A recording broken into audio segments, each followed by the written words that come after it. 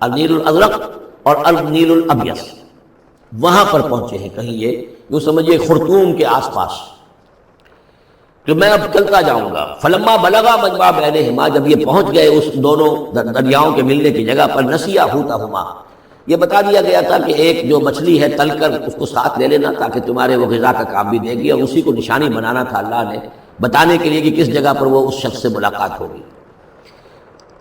جب وہ پہنچے ان دونوں کی مجمع کے مقام پر، نسیا حوتہما، دونوں بھول گئے اپنی اس مچھلی کو، فاتخذ سبیلہ فی البحر سربا، اور وہ مچھلی جو ہے وہ زندہ ہو کر، حالانکہ بھنی ہوئی تھی تلی ہوئی تھی، وہ زندہ ہو کر اور اس نے وہ سرنگ سی بنا کر اور سمندر میں چلی گئی۔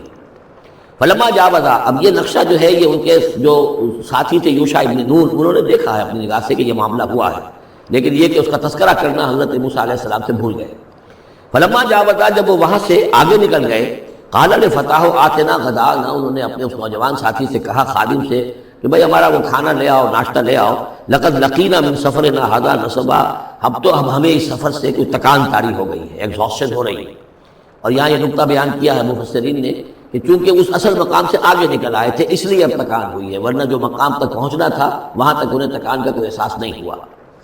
قال ارأیت اذ اوینا الی الصخرۃ، اس نوجوان نے یہ کہا خادم نے کہ آپ دیکھیے جب ہم اس چٹان کے پاس تھوڑی دیر کے لیے رکے تھے سستانے کے لیے، فإنی نسیت الحوت، تو میں اس مچھلی پر نگاہ رکھنا بھول گیا، اس کی حفاظت کرنا بھول گیا، وما انسانی الا الشیطان ان اذکرہ، اور شیطان نے مجھے بلائے رکھا کہ میں آپ سے ذکر بھی نہیں کر سکا۔ واتخذ سبیلہ فی البحر، وہ تو زندہ ہو کر اور اس نے اپنا راستہ بنایا اور سمندر میں اتر گئی یا دریا میں اتر گئی۔ عجبا، بہت عجیب یہ واقعہ تھا جو پیش آیا تھا۔ قال ذالک ما کنا نبغی، اب حضرت موسیٰ نے کہا اسی کے تو ہم تلاش میں تھے، یہی تو نشانی بتائی گئی تھی کہ یہاں پر، اب چلو واپس وہیں۔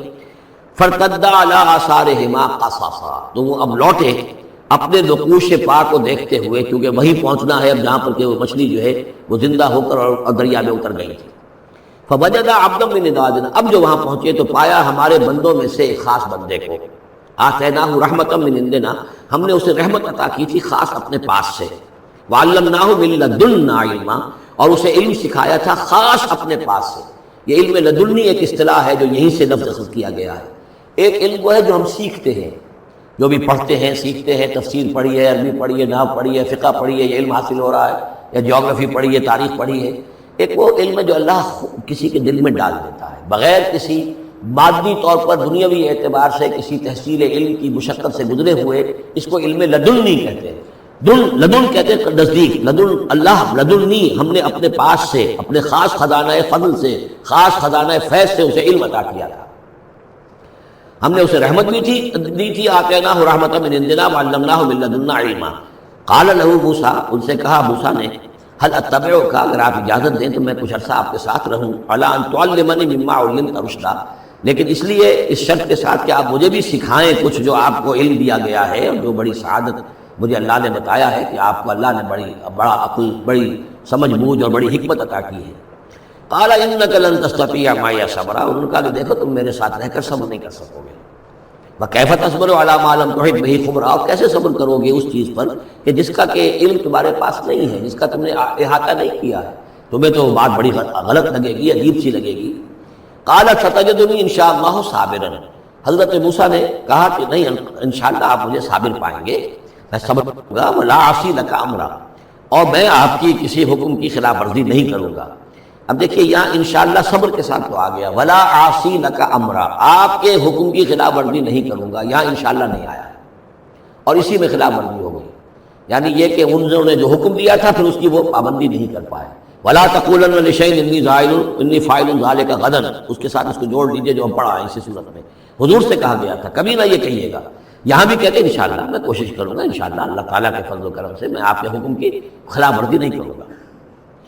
قال فإن اتبعتنی، اب یہ حکم ہے ان کا، انہوں نے کہا کہ اگر تم میرے ساتھ چلنا چاہتے ہو، رہنا چاہتے ہو، فلا تسألنی عن شیء، تو کسی چیز کے بارے میں مجھ سے خود مت پوچھنا، حتی احدث لک منہ ذکرا، یہاں تک کہ میں خود اس کے بارے میں کوئی تذکرہ کروں، بس دیکھتے جاؤ جو بھی میرے ساتھ ہو رہا ہے، دیکھتے رہو، غلط کرو، چپ رہو، خاموش رہو، میں جب مناسب سمجھوں گا جو اصل حکمت ہے ان چیزوں کی جو تمہارے مشاہدے میں آئیں گی وہ میں تمہیں بتا دوں گا، لیکن تم مجھ سے سوال نہیں کرو گے۔ فانطلقا، اب وہ دونوں چلے، گویا کہ حضرت موسیٰ نے وہ بات مان لی۔ حتی اذا رکبا فی السفینۃ، یہاں تک کہ جب وہ دونوں سوار ہوئے کشتی میں، خرقھا، اب ان صاحب نے، یہ جو صاحب موسیٰ نے کہے یا حضرت خضر کہے، انہوں نے کشتی کا ایک تختہ اکھاڑ دیا. قال خرقتها لتغرق اهلها. اب حضرت موسیٰ علیہ السلام کہاں خاموش رہنے والے تھے؟ اتنا غلط کام کر رہے ہو تم، ساری کشتی کو ڈبونا چاہتے ہو؟ کیا تم نے توڑ ڈالا ہے، پھاڑ دیا ہے اس کشتی کو تاکہ غرق کر دو اس کے اندر جو سوار ہیں ان سب کو؟ لقد جئت شیئا امرا، یہ تو آپ نے بہت غلط کام کیا، بہت بھاری ایک جرم ہے جو آپ سے سرزد ہوا ہے. قال الم اقل انک لن تستطیع معی صبرا. انہوں نے کہا کیا میں نے نہیں کہا تھا کہ تم میرے ساتھ صبر نہیں کر سکو گے؟ تو اصل بات سمجھ لیجئے وہ کیا ہے کہ دنیا میں جو ظاہر میں کوئی عمل ہو رہا ہوتا ہے ہم اس کو دیکھتے ہیں، اس کے پیچھے اللہ کی کیا مشیت کام کر رہی ہے وہ ہمیں نظر نہیں آتی. بظاہر کوئی شے ہمارے لیے بری ہے، اس کے پیچھے کوئی خیر آ رہا ہے، ہم اس بری چیز کو برا سمجھ کر اور وہ ہم جو ہے نالا و شیون کا معاملہ اختیار کر دیتے ہیں. عسیٰ ان تکرہوا شیئا وہو خیر لکم وعسیٰ ان تحبوا شیئا وہو شر لکم واللہ یعلم وانتم لا تعلمون. یہ ہے اصل میں وہ بات جو سورہ بقرہ میں ہم نے پڑھی تھی. ہو سکتا ہے تم کسی چیز کو برا سمجھو جبکہ حقیقت میں وہ تمہارے لیے بہتر ہو، اور ہو سکتا ہے کہ تم کسی چیز کو اچھا سمجھو حقیقت میں تمہارے لیے وہ مضر. اللہ جانتا تم نہیں جانتے. تو تفویض الامر ہونا چاہیے اللہ کی طرف، اے اللہ جو تجھے میرے لیے پسند ہے.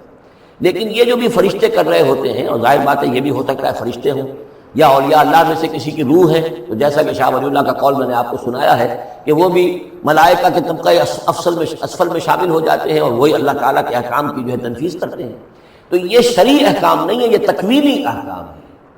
کسی کا بچہ جو ہے چھت کے اوپر سے گرا مر گیا، اب وہ تو چیخ رہا ہے، ماں بھی چیخ رہی ہے، بہن بھائی بھی چیخ رہے ہیں. اب کیا پتا کہ یہ بچہ جو ہے اگر بڑا ہو جاتا تو یہ ماں باپ کے لیے سہان روح ہوتا. اللہ نے ان کے لیے خیر کیا ہے کہ اس بچے کو اس وقت لے لیا ہے، لیکن انہیں تو پتا نہیں کہ آئندہ کیا ہونا تھا. تو ہم ظاہر کو دیکھ کر جو ہے گھبرا جاتے ہیں اور اس کو اپنے لیے برا سمجھ بیٹھتے ہیں، جبکہ اللہ تعالیٰ کی بیدک الخیر، اللہ کے ہاتھ میں خیر ہی خیر ہے. لیکن ہماری شارٹ سائٹڈنس ہے کہ جس کی وجہ سے ہم چیزوں کو کسی اور رنگ میں لے رہے ہیں. اس کے لیے یہ 3 واقعات ہیں کہ جو دکھائے گئے. قال لا تؤاخذنی بما نسیت ولا ترهقنی من امری عسرا. تو انہوں نے کہا، حضرت موسیٰ نے عرض کیا لا تؤاخذنی بما نسیت، مجھ سے مواخذہ نہ کیجئے اس پر کہ میں بھول گیا کہ میں نے آپ سے وعدہ کیا تھا کہ میں آپ سے کوئی سوال نہیں کروں گا. ولا ترهقنی من امری عسرا، اور نہ دباؤ ڈالیے مجھ پر میرے معاملے میں کچھ زیادہ سختی نہ کیجئے. ایسا نہ ہو کہ ایک ہی دفعہ کی میری غلطی کے اوپر کہتے ہیں جاؤ اب یہاں سے، بلکہ ذرا یہ نرمی کیجئے. فانطلقا، پھر چلے دونوں. حتی اذا لقیا غلاما قتلہ، جب ایک نوجوان سے ملاقات ہوئی اس نے قتل کر دیا اس کو، حضرت خضر نے. قال قتلت نفسا زکیۃ بغیر نفس. حضرت موسیٰ علیہ السلام پھر بولے یہ کیا کیا آپ نے؟ ایک بے گناہ جان کو آپ نے قتل کر دیا اس کے بغیر کہ اس نے کسی کا خون بہایا ہو. لقد جئت شیئا نکرا، یہ تو آپ نے بہت ہی نامعقول حرکت کی ہے. قال الم انک لن تستطیع معی صبرا. اب انہوں نے ذرا ڈانٹ کے انداز میں کہا الم اقل لک، کیا میں نے نہیں کہا تھا تم سے کہ تم میرے ساتھ صبر نہیں کر سکو گے؟ قال ان سألتک عن شیء بعدها فلا تصاحبنی. حضرت موسیٰ نے عرض کیا کہ اچھا ٹھیک ہے، اب اگر تیسری مرتبہ مجھ سے غلطی ہو جائے، دوسری مرتبہ اور مجھے معافی دے دیں، اگر اب میں اس کے بعد کوئی آپ سے سوال کروں تو پھر ٹھیک ہے، آپ مجھے اپنے ساتھ نہ رکھیے گا. فلا تصاحبنی، پھر یہ کہ میں اپنا راستہ لے لوں گا. قد بلغت من لدنی عذرا، میری جانب سے آپ نے جو ہے حجت قائم کر دی ہے اور آپ عذر جو ہے اب آپ کر سکتے ہیں کہ آپ میرے ساتھ مجھے اپنے ساتھ نہ رکھیں، یعنی خطا میری ہے. فانطلقا، پھر چلے. حتی اذا اتیا اہل قریۃ استطعما اہلہا